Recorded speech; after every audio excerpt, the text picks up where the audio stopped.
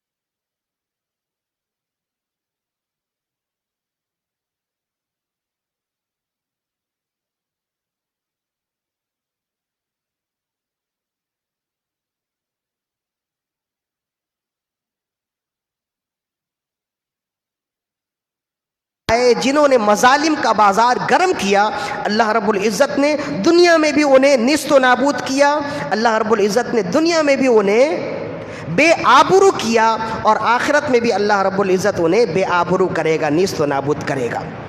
چنانچہ امام سدی الکبیر نے لکھا ہے اور اس تفسیر کو بیان کیا امام ابو عبداللہ القرطبی المالکی رحمۃ اللہ علیہ نے اپنی تفسیر میں، اور ابن جریر نے اپنی تفسیر میں، اور امام سیوطی نے اپنی تفسیر میں اس کو بیان کیا۔ فرمایا ما قتل قوم قط نبیا او قوما من دعات الحق من المؤمنین الا بعث اللہ لهم لینتقیم منہم فصاروا مردودین وان قتلوا۔ فرمایا کہ اس کی تفسیر یہ ہے کہ قیامت تک کے لیے، آج کی دنیا تک، آج کی تاریخ تک، جب جب اللہ رب العزت کے انبیاء کرام کو بعض لوگوں نے شہید کیا یا ایسے لوگوں پر مظالم ڈھائے جو اللہ کے دین کا کام کر رہے ہیں، جب جب ایسا ہوا اللہ رب العزت نے ان سے انتقام اس طرح سے لیا۔ اللہ رب العزت نے اپنے خاص بندوں کو ان ظالمین پر مسلط کر دیا جنہوں نے معصوم مظلومین کا انتقام لیا اور ظالمین کو کیفر کردار تک پہنچایا۔ وہ قتل کرنے کے باوجود، قتل ہوئے جانے کے باوجود مردود ہو گئے، انہیں اللہ نے مردود کر دیا۔ حالانکہ جو قتل کر دیا جاتا ہے عام طور پر وہ اللہ کے بارگاہ میں مرحومین ہو جاتے ہیں، لیکن یہ چونکہ خود ظالم تھے اور اللہ نے انہیں قتل کروایا، انتقاماً قتل کروایا، اس وجہ سے رسول اللہ، اس وجہ سے امام سدی الکبیر فرماتے ہیں کہ اس آیت کی تفسیر یہ ہے کہ جب جب دنیا میں انبیاء کرام کو شہید کیا گیا یا ایسے لوگوں پر مظالم ڈھائے گئے جو اللہ کے دین کا کام کر رہے ہیں، اعلاء کلمت الحق کے لیے کام کر رہے تھے، ان پر مظالم ڈھائے گئے، انہیں شہید کیا گیا، ان کی عزت و آبرو کی حفاظت نہ کی گئی، تو اللہ نے فرمایا کہ پھر اللہ رب العزت کا قانون یہ ہے کہ اللہ ایسے لوگوں کی بیخکنی کے لیے، ایسے لوگوں سے بدلہ لینے کے لیے انتقاماً ایسے لوگوں کو بھیج دیتا ہے جو ان سے بدلہ لیتے ہیں، جتنا ظلم انہوں نے کیا اسی کے برابر ان پر بھی کیا جاتا ہے، بدلہ لیا جاتا ہے، اور انہیں اسی کی طرح، ان مظلومین کی طرح انتقاماً قتل کر دیا جاتا ہے۔ تو یہ اللہ کا قانون ہے، اور اللہ رب العزت اپنے قانون کو صحیح معنوں میں لوگوں پر نافذ فرماتا ہے۔ عام طور پر تو ایسا ہوتا ہے نا کہ بسا اوقات جو قانون نافذ کرنے والا ہوتا ہے وہ بھی کسی مصلحت کے تحت قانون کو نافذ نہیں کر سکتا، لیکن اللہ رب العزت کا قانون ایسا ہے کہ قیامت تک کے لیے نافذ العمل ہے۔ کوئی راستے میں آنے والا اللہ کے قانون کو ختم نہیں کر سکتا، اللہ کے قانون کو زیر و زبر نہیں کر سکتا۔ اللہ نے جو قانون بنا دیا ہے قیامت تک کے لیے وہ قانون ہے۔ فرمایا کہ ہمارا قاعدہ ہے، ہمارا قانون ہے، ہم ظالم سے انتقاماً بدلہ لیتے ہیں، مظلوم کی مدد کرتے ہیں۔ یہ ہمارا قاعدہ ہے۔ چنانچہ اس آیت مقدسہ سے اللہ رب العزت نے اپنا یہ قاعدہ بیان کیا، اور اسی قاعدے کو نبی آخر الزمان صلی اللہ علیہ وسلم نے جب بیان کیا تو مزید صراحت سے بیان کیا۔ چنانچہ امام منذری نے اس حدیث کو نقل کیا، ابن حبان نے بھی اس حدیث کو لکھا، حضرت عبداللہ ابن عباس رضی اللہ عنہما اس حدیث کے راوی ہیں، یعنی اللہ کا جو فرمان ہے اس فرمان کی صحیح تشریح رسول اللہ صلی اللہ علیہ وسلم نے اس طرح سے کی۔ قال النبی صلی اللہ علیہ وسلم، نبی صلی اللہ علیہ وسلم نے ارشاد فرمایا، قال اللہ عز وجل، اللہ عز وجل ارشاد فرماتا ہے۔ تو ہم نے کہا تھا نا کہ اللہ کا فرمان ہو اور رسول اللہ صلی اللہ علیہ وسلم کے ذریعے سے بیان کیا جائے تو اسے حدیث قدسی کہتے ہیں۔ تو یہ حدیث قدسی ہے۔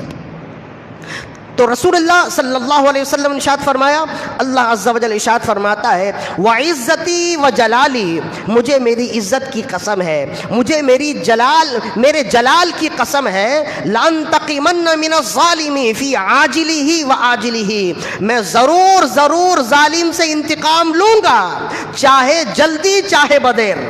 یہ اللہ کی حکمت ہے، لیکن ایسا نہیں کہ ظالم اللہ کے انتقام سے بچ جائے گا، ایسا کبھی نہیں ہوگا۔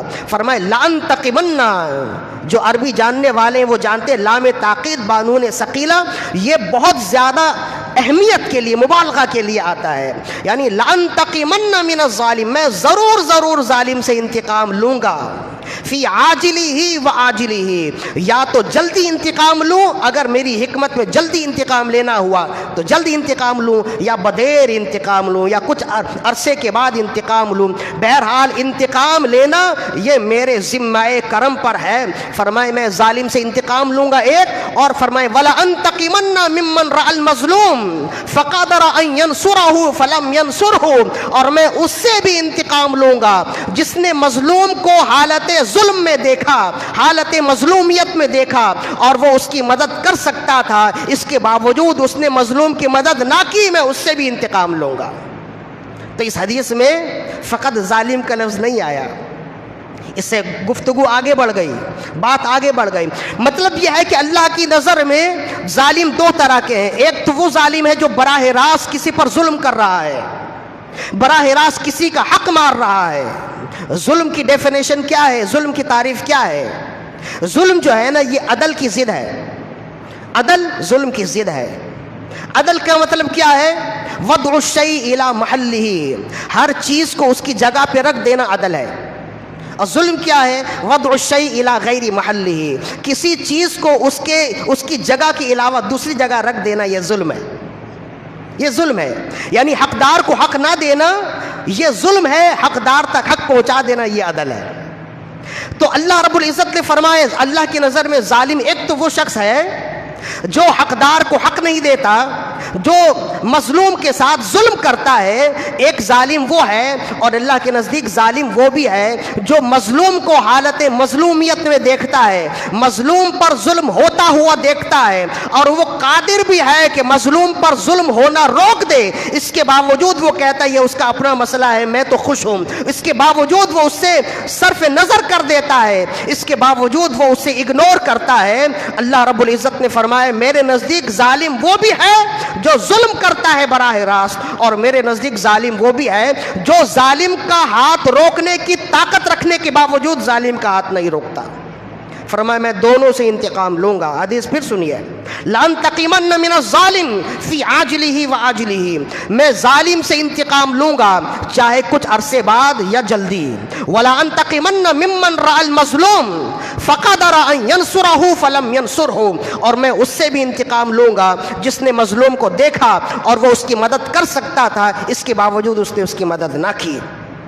لہذا اللہ کی نظر میں ظالم وہ بھی ہے جو ظلم کرنے والا ہے، اور ظالم وہ بھی ہے، غلط وہ بھی ہے جو ظالم کے ظلم پر اعتراض کرنے کا حق رکھتا ہے، ظالم کا ہاتھ روکنے کی قوت و طاقت و جرأت رکھتا ہے، اس کے باوجود وہ ظالم کا ہاتھ نہیں روکتا۔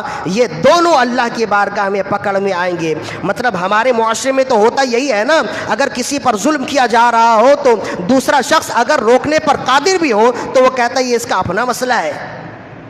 اپنا مسئلہ ہے، میں تو خوش ہوں، میرے ساتھ تو ناانصافی نہیں ہوتی، تو کوئی مظلوم کی داد رسی کے لیے اٹھتا نہیں، کوئی مظلوم کی آواز پر آواز بلند کرنے والا نہیں ہوتا، یہی تو مسئلہ ہے۔ تو یہ یاد رکھیے کہ مظلوم کی آواز پر آواز بلند نہ کرنے والا اگر وہ طاقت رکھتا ہے تو بلند کرے، اور اگر طاقت رکھنے کے باوجود بھی وہ اس کے آواز کے ساتھ آواز نہیں ملاتا تو وہ بھی ظالم کے ساتھ ہے، وہ بھی پکڑ میں آئے گا۔ اور آپ جانتے ہیں کہ اس کی پکڑ کیا ہے، اس کی پکڑ کس طرح ہے؟ ایک تو یہی حدیث ہی کافی ہے، اس کے علاوہ ایک اور حدیث ہے جسے امام منذری نے نقل کیا الترغیب و ترہیب میں، اور امام جلال الدین السیوطی الشافعی رحمۃ اللہ تعالی علیہ نے شرح الصدور میں، اور امام ابو الشیخ نے الکبائر میں کتاب العظمت میں نقل کیا۔ حضرت عبداللہ ابن مسعود رضی اللہ تعالی عنہ اس کے راوی ہیں کہ رسول اللہ صلی اللہ علیہ وسلم نے ارشاد فرمایا امر بعبد من عباد اللہ یضرب فی قبرہ جلد 100 فلم یزل یسأل ویدعو حتی صارت جلدۃ واحدۃ فامتلأ قبرہ علیہ نارا فلما ارتفع وافاق قال الا ما جلدتمونی قال انک صلیت صلاۃ بغیر طہور وَمَرَرْتَ عَلَى مَظْلُومٍ فَلَمْ يَنْصُرْهُ او کما قال۔ پوری حدیث ہم نے پڑھ دی تاکہ درمیان میں اگر بھول جاؤں تو پھر بات نہ بنے۔ تو رسول اللہ صلی اللہ علیہ وسلم نے ارشاد فرمایا کہ اللہ رب العزت نے ایک شخص کو قبر میں جانے کے بعد فرشتوں کو حکم دیا اسے 100 کوڑے لگاؤ، اسے 100 کوڑے مارو۔ تو وہ فرشتوں سے جب فرشتے کوڑا مارنے کے لیے اس کے قریب چلے، ارادہ کیا اسے کوڑا مارنے کے لیے، تو وہ شخص کہنے لگا کہ مجھے کوڑا مارنے کی وجہ تو بتاؤ، مجھے سزا دینے کی وجہ تو بتاؤ۔ تو فرشتے کہنے لگے ہمیں تو حکم ہے، ہم نے تو مارنا ہے، اور 1 2 نہیں 100 کوڑے مارنے ہیں۔ تو وہ شخص گھبرایا، چلایا، رویا، بلکتا رہا کہ مجھے چھوڑ دو، مجھے معاف کر دو۔ فرشتے کہتے رہے نہیں، اللہ کا حکم ہے، اللہ نے حکم دیا ہے۔ وہ کہتا رہا میری اس کی وجہ کیا ہے تو بتاؤ۔ فرشتے کہتے رہے کہ اللہ نے وجہ ابھی نہیں بتایا، اللہ نے فقط ہمیں حکم دیا کہ تمہیں مارنا ہے، تمہیں 100 کوڑے لگانے ہیں۔ کہتے ہیں کہ وہ شخص بلکتا رہا اور اللہ کی بارگاہ سے رخصت ہوتی رہی، رخصت ہوتی رہی۔ 100 میں کچھ کمی آئی، 100 میں مزید کمی آئی، 100 میں مزید کمی آئی، حتیٰ کہ 1 کوڑا تک بات آ گئی۔ فرشتے کہنے لگے کہ 1 کوڑے سے تو تمہارا 1 کوڑے کے علاوہ تو اب تمہاری جان چھوٹے گی نہیں، 100 کوڑے سے کمی ہوتے ہوتے 1 کوڑے تک بات آ گئی، اب یہ تو لگنا ہی ہے تمہیں۔ فلم یزل یسأل ویدعو حتی صارت جلدۃ واحدۃ، وہ اللہ سے دعا کرتا رہا، سوال کرتا رہا، گڑ گڑاتا رہا، یہاں تک کہ 100 کوڑے میں 1 کوڑا واقعی بچ گیا، اب یہ لگنا ہی ہے۔ تو فرشتے کہنے لگے اب اس پر تو آگے کی بات نہیں ہے، اب یہ کوڑا تو تم نے لگنا ہی ہے، تمہیں لگنا ہی ہے۔ چنانچہ جب اسے کوڑا مارا گیا، 1 کوڑا لگنا تو ایک ہی تھا، لیکن اس کا اثر اور اس پر عذاب اس قدر آیا کہ 100 کوڑے کے برابر عذاب آیا۔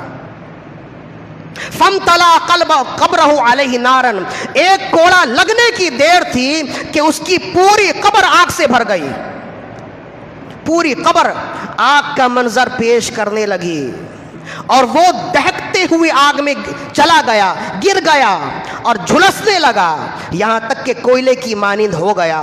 فلما ارتفع وافاق، جب کچھ دیر کے بعد اس کا اثر ختم ہوا اور اسے افاقہ ہوا، تو پھر اس نے پوچھا علامہ جلدتمونی، تم نے مجھے سزا تو دے دیا، اب تو بتاؤ کہ میرا قصور کیا ہے؟ 100 کوڑے کی سزا تھی، دعا کرتے کرتے 1 کوڑے تک بات آئی، اور 1 کوڑا بھی تم نے لگا ہی دیا، جس سے میرا حشر تم نے دیکھ لیا، جس سے میرا انجام تم نے دیکھ لیا، جس سے میرا معاملہ تم نے دیکھ لیا، اب مجھے بتاؤ کہ میرا قصور کیا ہے؟ تو رسول اللہ صلی اللہ علیہ وآلہ وسلم نے ارشاد فرمایا کہ فرشتے جاتے ہوئے کہنے لگے اس 1 کوڑے کا قصور یہ ہے، 2 باتیں ہیں، 2 قصور ہے تمہارا۔ ایک قصور تو یہ ہے انکا صلیت صلاۃ بغیر طہور، 1 مرتبہ تم نے جلد بازی میں آ کر بغیر طہارت کے نماز ادا کر دی تھی، تمہاری طہارت میں کمی آ گئی تھی، یا تو غسل میں کمی تھی یا تمہارے وضو میں کمی تھی۔ عام طور پر اکثر و بیشتر ہوتا یہ ہے کہ جماعت نکل نہ جائے، انسان جلدی جلدی وضو کرتا ہے، پیچھے کی پنڈلی یا پیچھے کا پیر کے پیچھے کا حصہ وہ خشک رہ جاتا ہے۔ ہم نے بسا اوقات دیکھا ہے نماز میں آتے ہوئے، اور کبھی اگر وقت ملے یا کبھی ایسا ہو تو ہم بسا اوقات بتا بھی دیتے ہیں کہ آپ نے کس طرح وضو کیا ہے، پاؤں کے پیچھے کا حصہ تو پورا خالی ہے، خشک ہے، تو پھر وہ دوبارہ جا کر وضو کرتا ہے۔ تو اسی وجہ سے رسول اللہ صلی اللہ علیہ وسلم نے صحیح بخاری کی حدیث ہے، آپ نے خاص طور پر فرمایا کہ لوگوں اپنے پاؤں کے پچھلے حصے کا خاص طور پر خیال رکھو، خاص طور پر اپنے پاؤں کے یعنی کہ ایڑھی کا خیال رکھا کرو، اس لیے کہ عام طور پر انسان جلدی میں ایڑھی کو دھونا بسا اوقات بھول جاتا ہے، یا بسا اوقات یوں ہی وہ سمجھتا ہے کہ دھل گیا، لیکن وہ ایڑھی دھلتی نہیں ہے۔ تو فرمایا کہ تم نے ایک بار ایسی نماز پڑھ لی جو نماز بغیر طہارت کے تھی، یہ اس کی سزا ہے۔ اور دوسرا قصور یہ ہے انکا مررت علی مظلوم فلم ینصرہ، تم ایک مظلوم کے پاس سے گزرے، وہ تمہیں مدد کے لیے پکارتا رہا لیکن تم نے اس کی مدد نہ کی، تو یہ اس کی سزا ہے۔ تو ایسا نہیں ہے کہ انسان دنیا میں جو بھی عمل کرتا ہے وہ ہواؤں کی دوش میں ختم ہو جائے، ایک ایک عمل کا حساب دیا جائے گا۔ چنانچہ اللہ رب العزت کا فرمان بھی یہی ہے کہ ہم مومنین کی مدد کرتے ہیں، اور مومنین کی مدد سے کیا مراد ہے؟ مومنین کی مدد سے مراد ہے کہ جب جب مومنین کے ساتھ ظالمانہ سلوک و برتاؤ کیا جائے گا، جب جب مظلوم مومنین کے ساتھ ظالمہ عمل کیا جائے گا، اللہ رب العزت تب اپنے ایسے بندوں کو بھیجے گا جو مومنین مظلومین کی مدد کریں گے اور ظالمین کا ہاتھ تھامیں گے، ظالمین کا ہاتھ پکڑیں گے اور انہیں ظلم سے روکیں گے، اور جتنا ظلم انہوں نے مسلمانوں پر کیا اس کا انتقام لیں گے۔ اِنَّا لَنَنْصُرُ رُسُولَنَا وَالَّذِينَ آمَنُوا فِي الْحَيَاةِ الدُّنْيَا وَيَوْمَ يَقُومُ الْأَشْهَادُ۔ اکثر و بیشتر کتب تفاسیر میں اس کی یہ تفسیر بیان کی گئی ہے، جو ہم نے شروع میں عربی عبارت بھی پڑھ کے بتا دی ہے کہ اس کی یہ تفسیر ہے، اور رسول کریم صلی اللہ علیہ وسلم نے بھی اس کی تفسیر بیان کر دی۔ اللہ رب العزت فرماتا ہم ضرور ظالم سے انتقام لیں گے، اور پھر ظالم سے انتقام نہیں لیں گے، اس شخص سے بھی انتقام لیں گے جو ظالم سے انتقام لینے کی قدرت رکھتا ہے، ظالم کو ظلم سے روکنے کی قدرت رکھتا ہے، اس کے باوجود وہ اس پر نہیں پڑتا، اس کے باوجود وہ اگنور کرتا ہے، اس کے باوجود وہ مظلوم کے ظلم سے صرف نظر کرتے ہوئے اپنے کاموں میں لگ جاتا ہے، اور وہ کہتا ہے یہ ان کا آپس کا مسئلہ ہے، یہ اس کا اپنا مسئلہ ہے۔ تو اللہ رب العزت نے فرمایا وہ بھی ظالم ہے، یہ بھی ظالم ہے۔ مطلب کیا ہوا؟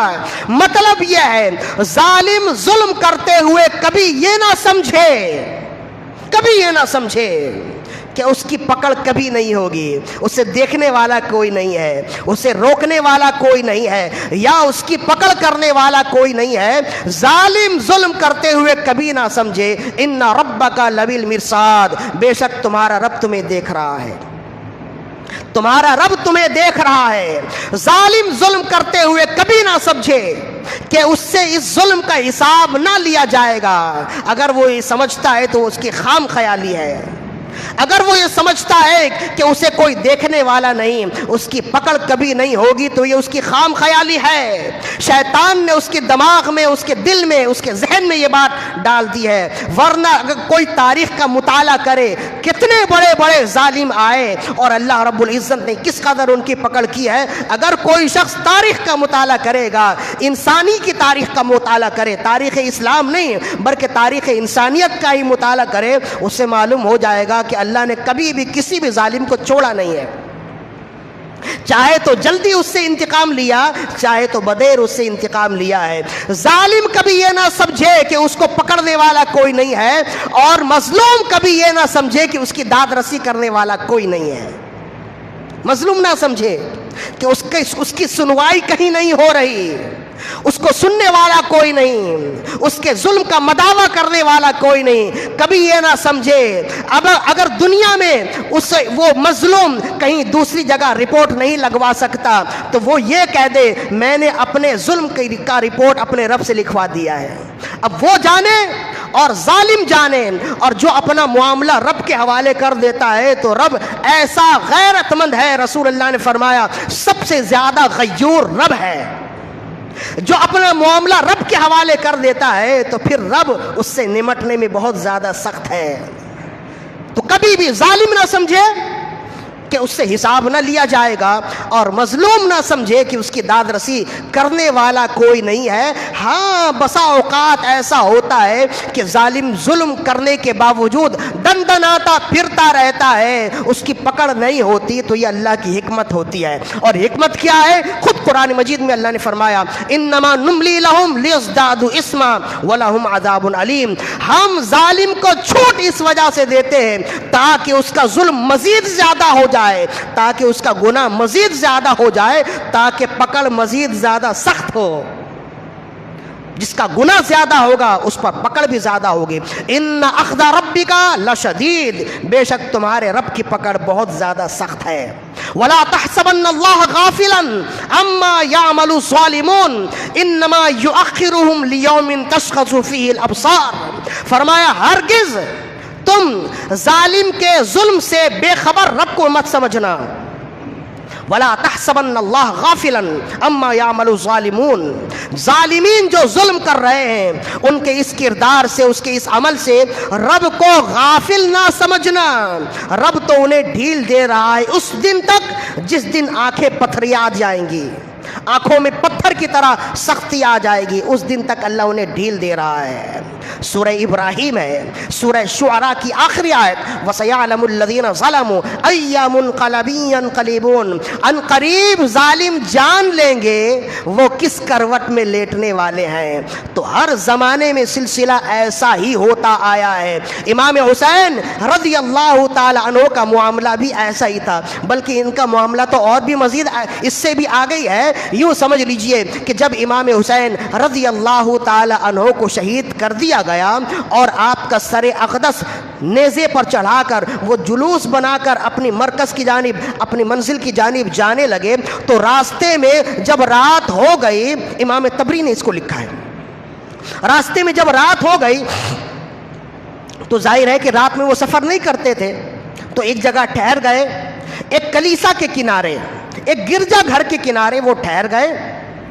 تو گرجا گھر میں جو راہب تھا، جو عیسائی راہب تھا، یوں سمجھ لیجئے کہ اپنی عبادت گاہ کا امام، جو عیسائی راہب تھا، اس نے دیکھا کہ اتنا شور ہے، اتنے لوگ ہیں، تو معلوم کیا تو اسے معلوم ہوا کہ بتایا گیا کہ حکومت کے خلاف، ریاست کے خلاف چند لوگ اٹھے تھے، انہیں قتل کر دیا گیا۔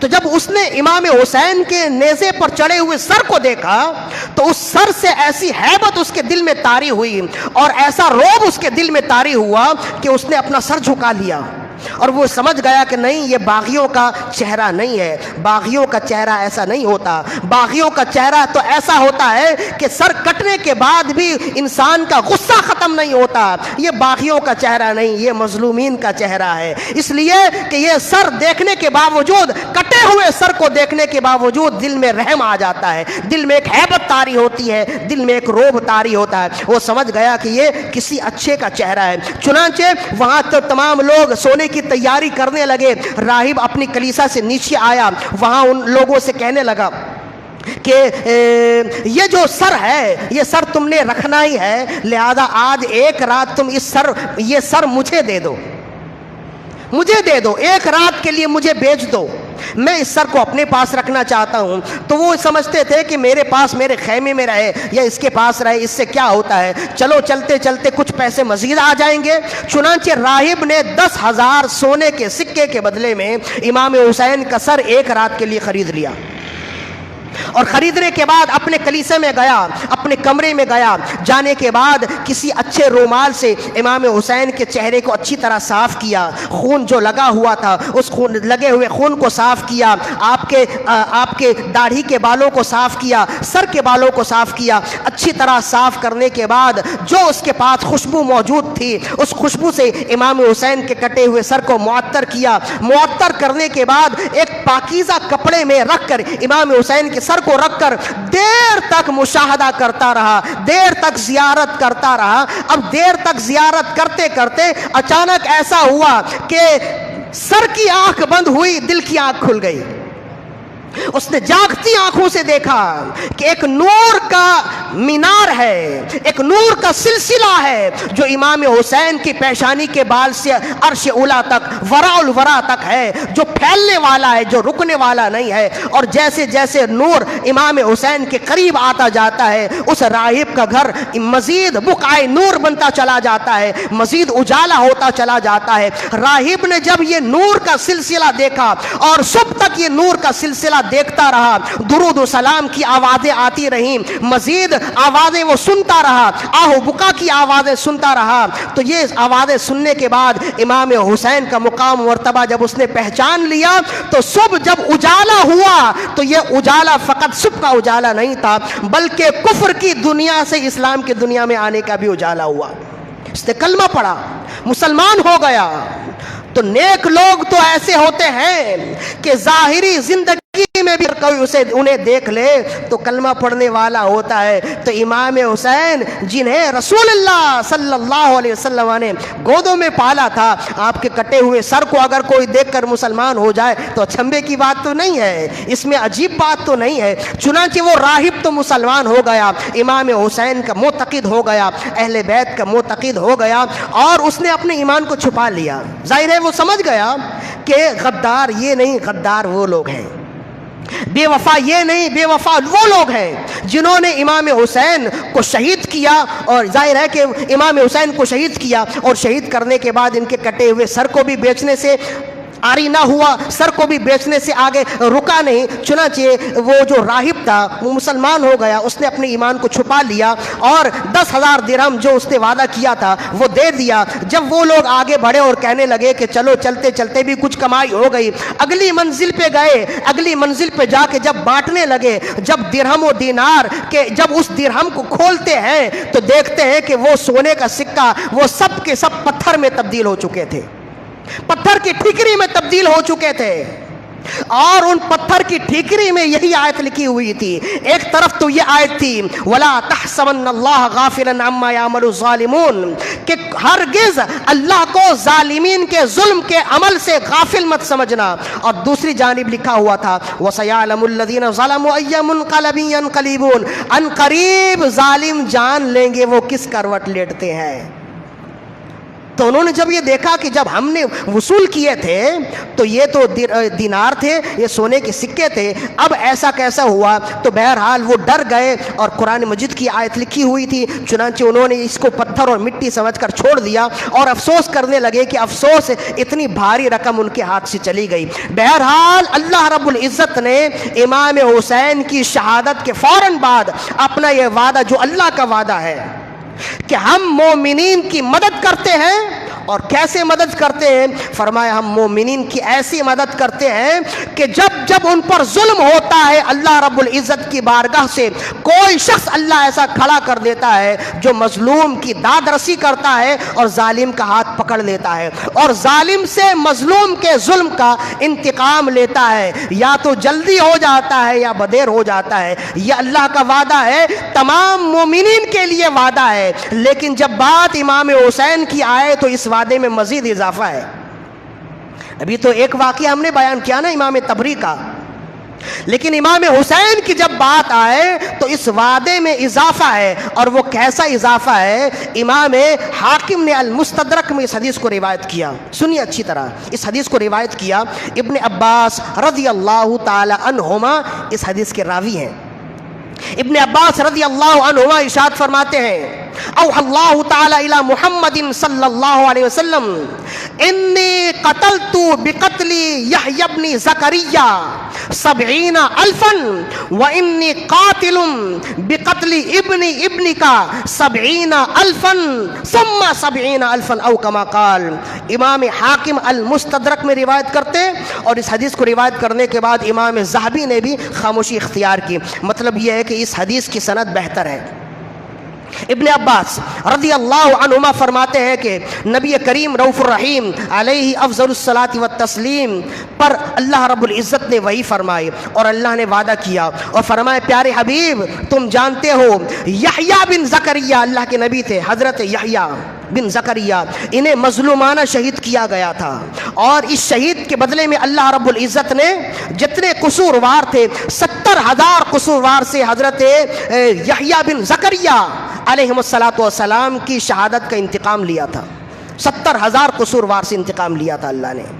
تو رسول اللہ صلی اللہ علیہ وآلہ وسلم سے اللہ نے وعدہ کیا اور فرمایا پیارے حبیب میں نے یحییٰ بن زکریا کی مظلومانہ شہادت پر 70,000 قصورواروں سے انتقام لیا تھا اور وہ سب کے سب مارے گئے تھے، اور میں وعدہ کرتا ہوں تمہارے نواسے کی مظلومانہ شہادت کے بدلے 70,000 نہیں 70,000 ایک بار، مزید 70,000 ایک بار ایسے لوگوں سے انتقام لوں گا جو کسی بھی طرح سے واقعہ کربلا میں منفی کردار ادا کرنے والے ہوں گے۔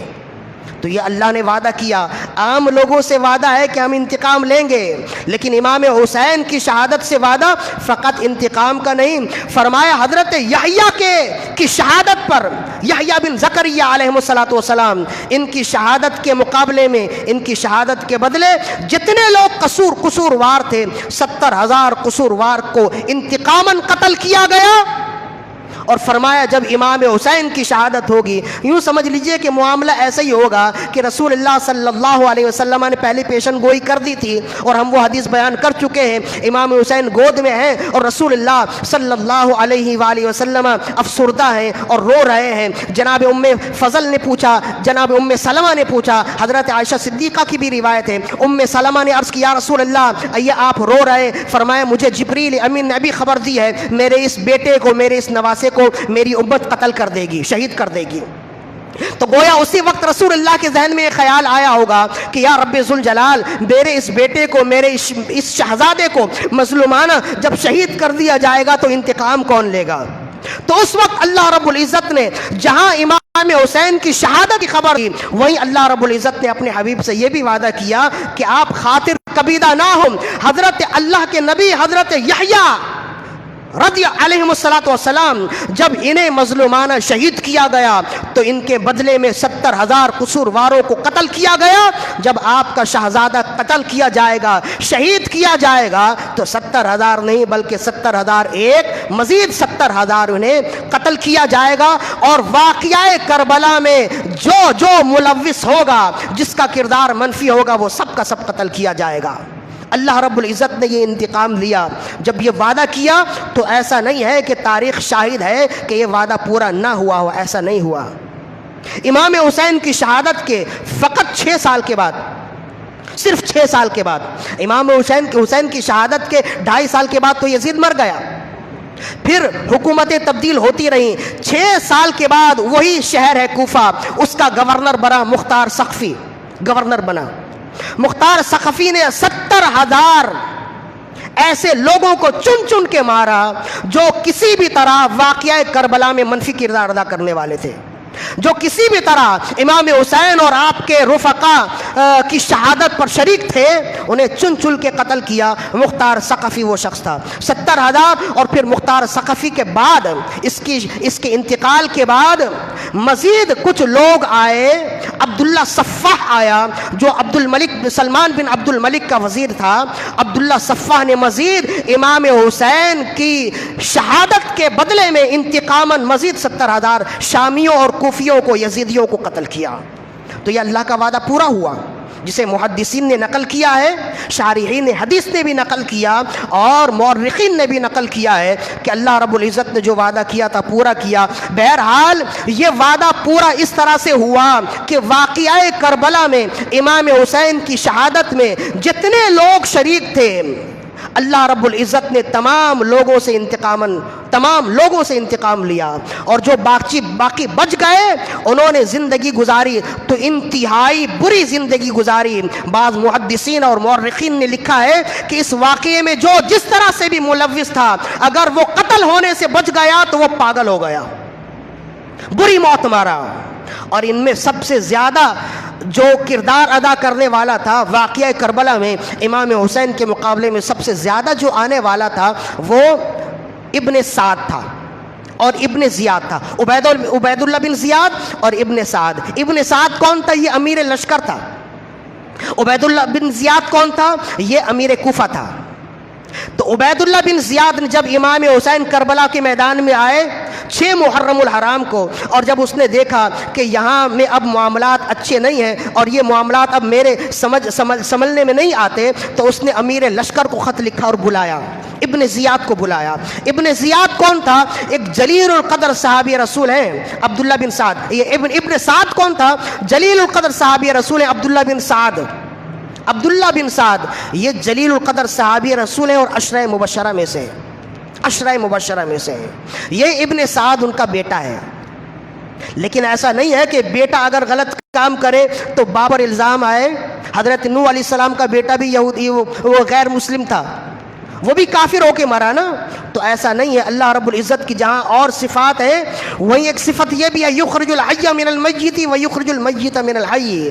وہ نیک سے برے کو نکالتا ہے اور برے سے نیک کو نکالتا ہے، زندے سے مردے کو نکالتا ہے. اس سے مراد یہ ہے وہ نیک سے برے کو نکالتا ہے اور برے سے نیک کو نکالتا ہے. ابو جہل برا تھا نا، لیکن ابو جہل کا ہی بیٹا اکرمہ، یہ صحابی رسول ہے، یہ برے سے اچھے کو نکالتا ہے. اور سعد بن ابی وقاص صحابی رسول ہے، یہ نیک ہیں، ان سے برے کو نکالتا ہے، یہ ابن سعد ہے. تو اللہ کی صفت کا اظہار کہیں نہ کہیں تو ہونا ہے نا. تو بہرحال یہ ناخلف تھا، یہ نافرمان بیٹا تھا. تو ابن سعد یہ امیر لشکر تھا. ابن زیاد نے امیر لشکر کو بلایا کہ 4000 کا لشکر تم لے کر، یہ کہیں دوسری جگہ جنگ کے لیے جا رہا تھا، اس کا راستہ مڑوایا اور کہا یہاں ادھر آؤ. چنانچہ جب یہ آیا ملاقات کی، ابن زیاد نے کہا کہ تمہیں امام حسین کے مقابلے میں آنا ہے اور کربلا میں امام حسین سے مقابلہ کرنا ہے اور ان کا انجام کیفر کردار تک پہنچانا ہے. تو ابن سعد سنتے ہی سمجھ گیا کہ معاملہ اتنا آسان نہیں ہے. اس نے انکار کر دیا. اس نے کہا کہ نہیں، امام حسین کے مقابلے میں میں کیا، کوئی بھی نہیں آئے گا، میں نہیں آؤں گا. چنانچہ جب ابن سعد نے انکار کیا تو ابن زیاد نے کہا اگر تم انکار کرتے ہو تو تمہاری ساری حکومت جائے گی، تمہاری پوری طاقت جائے گی، تمہارا گھر بار سب کچھ جائے گا. یہ اچھی طرح سمجھ لو. جب اس نے دھمکی دی اور ساری دنیا سلب کرنے کی دھمکی دی تو ظاہر ہے کہ دنیا ہاتھ سے جاتی ہوئی کس کو بری لگتی ہے؟ کسی کو بھی اچھی نہیں لگتی، ہر ایک کو بری لگتی ہے. چنانچہ اس نے کہا جب ایسی بات ہے تو مجھے ایک رات کی مہلت دو. چنانچہ وہ سوچنے لگا. جس سے بھی اس نے مشورہ کیا ہر ایک نے کہا کہ امام حسین کے مقابلے میں آنے کے مقابلے میں، امام حسین کے مقابلے میں نہ آنے کے بدلے میں اگر دنیا ہی چھین جائے پھر بھی یہ سستا سودا ہے. اس لیے کہ آخرت تو اچھی ہو جائے گی، قیامت تک کے لیے نیک نامی تو ہو جائے گی کہ فلاں بندے نے اپنی پوری دنیا ختم کر لی لیکن حسین کے مقابلے میں نہ آیا. لہذا جس سے بھی اس نے مشورہ کیا اس نے مشورہ یہی دیا کہ حسین کے مقابلے میں نہ آؤ. لیکن کیا کریں اس دنیا کا، یہ دنیا جب دل میں گھر کر جائے تو پھر انسان اندھا بھی ہو جاتا ہے، بہرا بھی ہو جاتا ہے. وہ حق سننے سے بہرا ہو جاتا ہے، حق دیکھنے سے اندھا ہو جاتا ہے. ایسے ہی تو ہوتا ہے نا. ہمارے زمانے کے جو حکمران ہیں وہ یہی تو کرتے ہیں. ہم تو یہی کہتے ہیں کہ واقعہ امام حسین، شہادت امام حسین کے مقابلے میں اگر قاتلین حسین کا انجام بیان کیا جائے تو یہ زیادہ بہتر ہے. شہادت حسین، امام حسین کو جب بیان کرے نا تو دل بہت دکھتا ہے.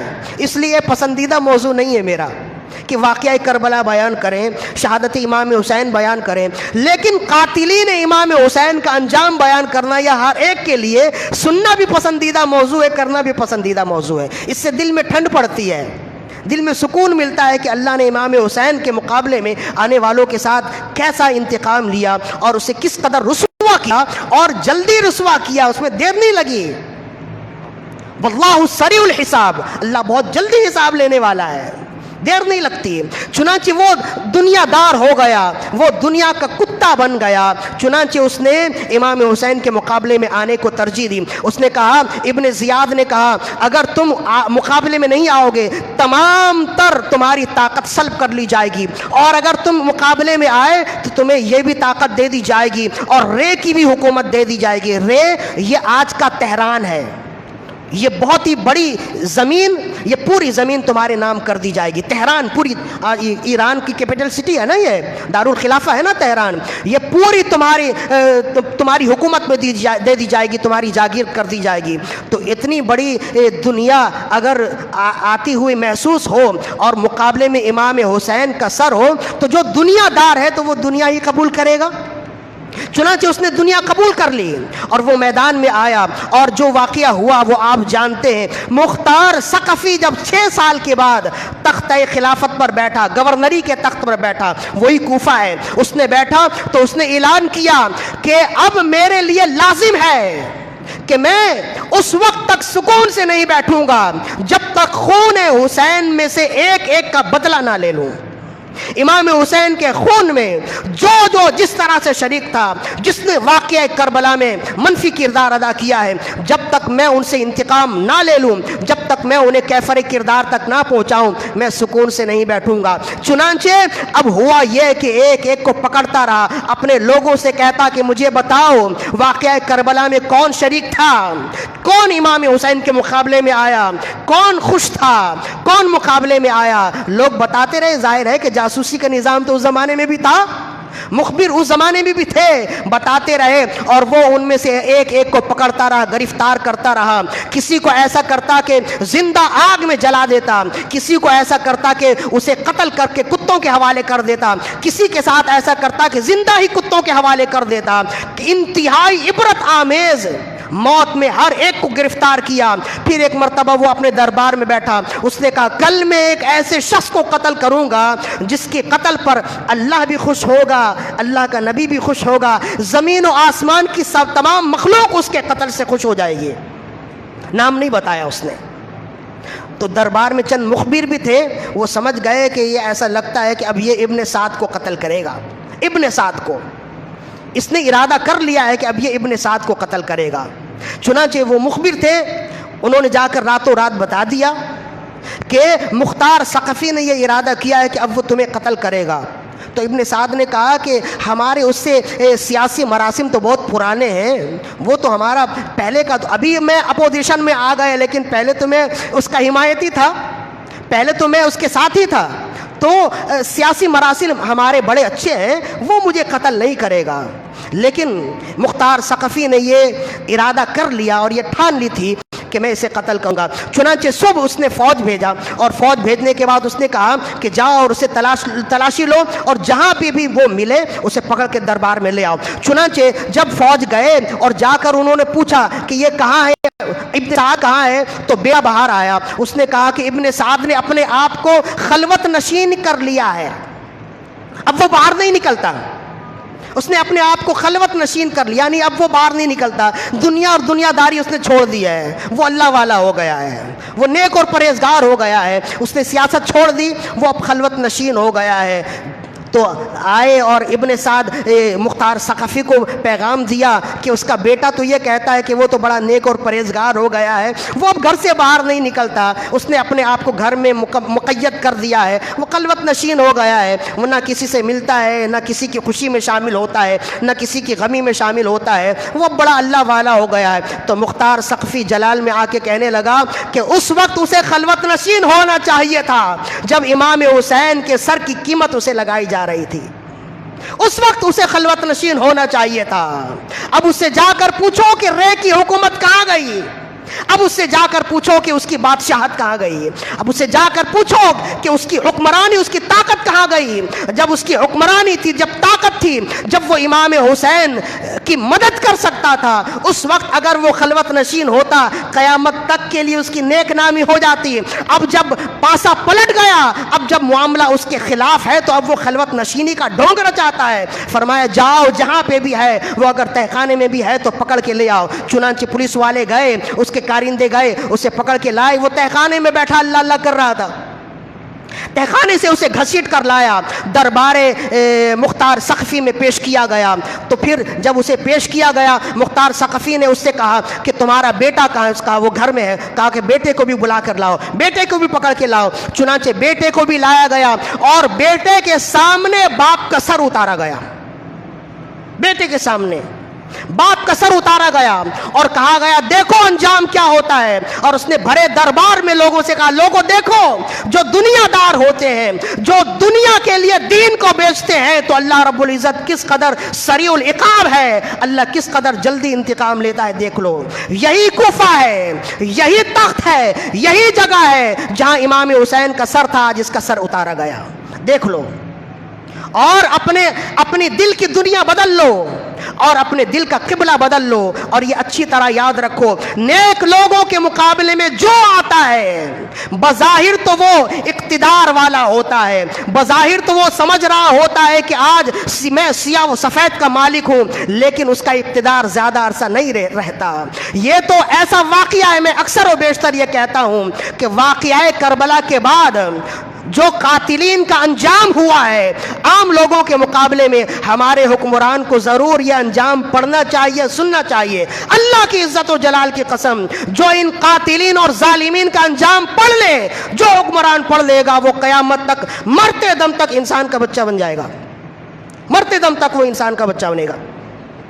اور کبھی بھی وہ مظالم کی جانب نہیں جائے گا, کبھی بھی وہ دنیا داری کی طرف نہیں جائے گا. یہ عام لوگوں کو بھی چاہیے کہ وہ یہ واقعہ پڑھیں سنیں, بالخصوص جو اقتدار میں ہے, جو حکمران ہے, انہیں تو خاص طور پر چاہیے. بیٹے کے سامنے باپ کا سر اتارا تو بیٹے نے کہا اب باپ کی غیر موجودگی میں میرا رہنا کچھ بنتا نہیں ہے, میری دنیا تو اجڑ گئی, میری دنیا تو ختم ہو گئی. تو مختار ثقفی نے کہا بے شک میں نے تیرے سامنے تیرے باپ کو مارا اس وجہ سے تھا تاکہ تجھے تکلیف ہو, اور تو گھبرا نہیں, تجھے بہت جلدی تیرے باپ تک ملاتا ہوں. یہ کہہ کر اس نے مختار ثقفی نے بیٹے کا بھی سر قلم کیا. اور سر قلم کرنے کے بعد جو تاریخی جملے تھے مختار ثقفی کے, اچھا بعد میں اللہ کی حکمت الگ ہی ہے. مختار ثقفی یہ تو اچھا انسان نظر آتا ہے اس کی تصویر, لیکن بعد میں جا کے اس نے نبوت کا دعویٰ کر دیا, تو اس کا بھی سارا عمل ختم ہو گیا. لیکن اس وقت یہ اچھا عمل کرنے والا تھا.